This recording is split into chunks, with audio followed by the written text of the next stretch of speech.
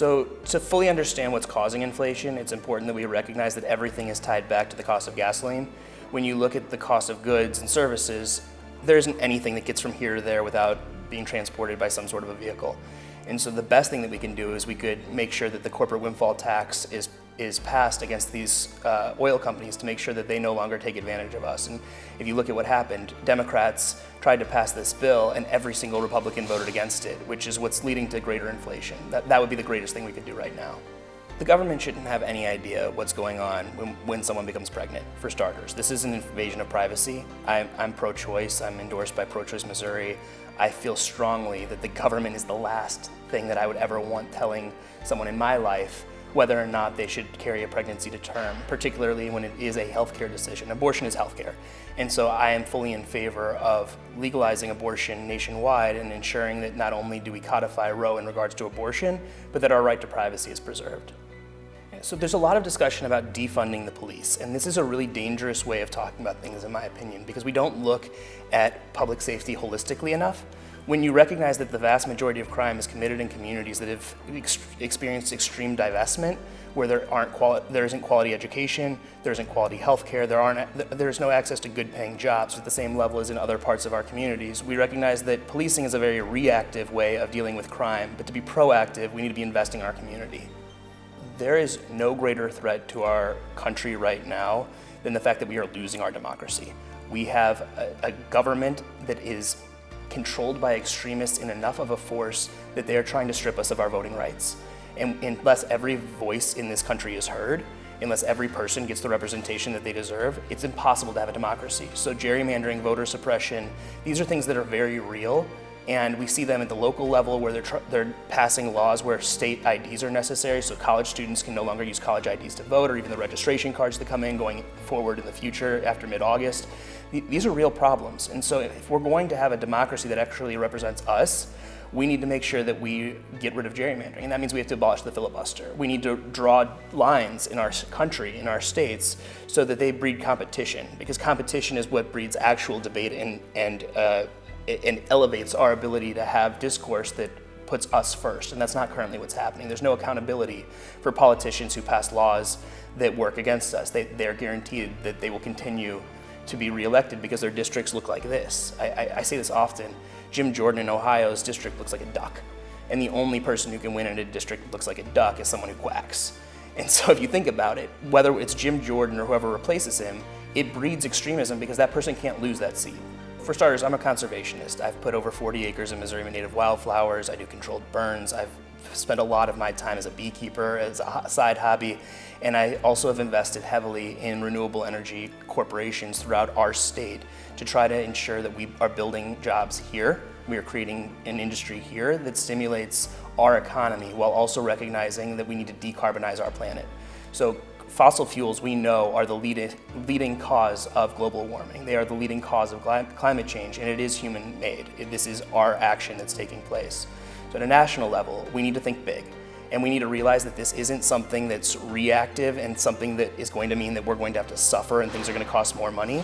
Think about right now, the cost of oil has gone up because of a war in Russia that has very little to do with us when it's a decision between Russia imposing its will on Ukraine. But the sun doesn't go to war, wind doesn't go to war, water doesn't go to war. And so by creating thousands of good paying jobs here in Missouri, we can actually become energy independent and ensure that we're building those jobs here. Now, additionally, it's important to notice that we don't have technology to ship renewable energy overseas. So some of my competitors have said things like, oh, we can be net energy exporters to Europe and that'll get them off foreign oil. That doesn't make sense. Economically speaking, and from a supply chain perspective, renewable energy is stored in batteries, and there's no good way to ship batteries overseas. Right now, oil is able to come back and forth because it comes through tubes underneath the ocean. But it's important that we have reasonable economic platforms that makes business sense, and right now I'm the only candidate supporting actual concrete change that can do that. First thing we need to recognize is that the court has changed in size in the past. Mitch McConnell unilaterally made it an 8-person court while he determined whether or not he wanted to allow the next justice to be seated. Then we need to recognize that the vast majority of the 9 justices on the court have been put in place by presidents who did not win the popular vote. Finally, we need to recognize that there are people on the Supreme Court who lied under oath as to what the law of the land meant about Roe. They lied, they perjured themselves. And so there need to be investigations and discussions about whether or not they should be impeached. And there is precedent for justices being impeached in the past, not at the Supreme Court level, but federal justices. We then need to expand the Supreme Court, because the Supreme Court right now is determining how many cases it wants to hear and which cases it wants to hear, and it does not represent the values or the interests of our country. If we expand the court to the point where we have the ability to hear more and more cases, we can actually make progress. Right now, there are very few people who have been alive the same amount of years that I've been alive that actually feel like anything has changed for the better, and everything has been stalled, and we have a court that's currently legislating from the bench, which is not healthy. We need the ability for our legislators to make and pass laws, and then the courts to determine whether or not those are constitutional. But when they're throwing us back, where they're removing rights that have been the law of the land for over 50 years, when they've told us they would never do that, they are not acting in our interest, and they need to be held accountable as well. Oh my gosh, well, freedom of speech is absolutely the most important thing that could possibly exist. And so any time that we discuss what we're going to do going forward, it has to be our voices being heard. My campaign has been focused on centering the voices of Americans. And so I think the First Amendment is absolutely essential in everything that we believe in and everything that we entrust. My favorite movie of all time is Animal House. My dad played it for me when I was in 4th grade, and he said, "I think you might actually be old enough for this." He was probably wrong.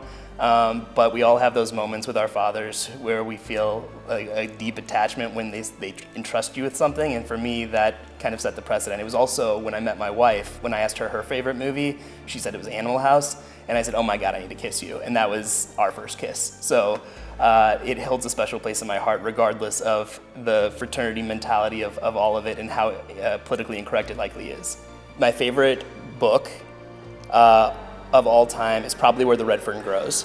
I also love history, and so I've read quite a bit about the rise of autocracies. Have been a big focus of mine recently, and there are quite a few books that I would recommend in those regards. I think Sarah Kendzior's series, both Flyover Country, as well as her more recent book on Donald Trump, were absolutely incredibly impactful for our society, but Where the Red Fern Grows is #1 for me.